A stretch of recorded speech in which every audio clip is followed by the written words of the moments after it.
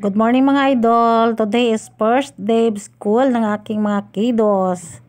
Ayan, for preparation, papakainin ko muna sila para sila hindi gutom sa loob ng room. At kasi last week ay kami ay cancel sa pasukan dahil sa bagyong Karina, binaha po kami. Kaya ngayon ay starting na talaga ng kanilang classes ay August 5. Ayan, ang kanilang mga gamit. Ayan sa bag ng aking babae at saka sa lalaki ko naman. Yan ay mga simpleng shoes lang naman muna mga idol para dahil matibay yan sa mga ulan.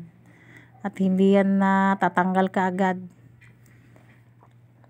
Ayan, mabilis-bilis ang kilos. Ayan, dahil maliliit na ang pasok nila ay 6 a.m.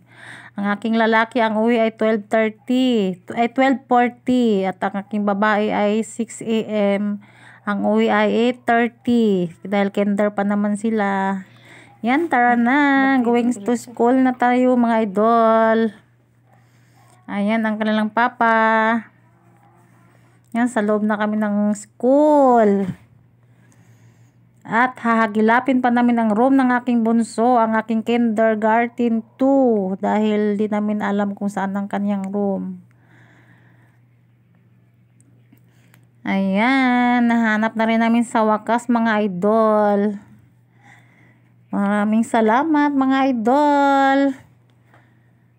Naway lagi po kayong nakasubaybay sa aking mga video. Maraming salamat. Bye bye mga idol.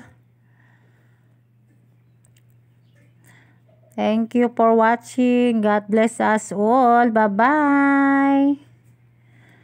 Thank you.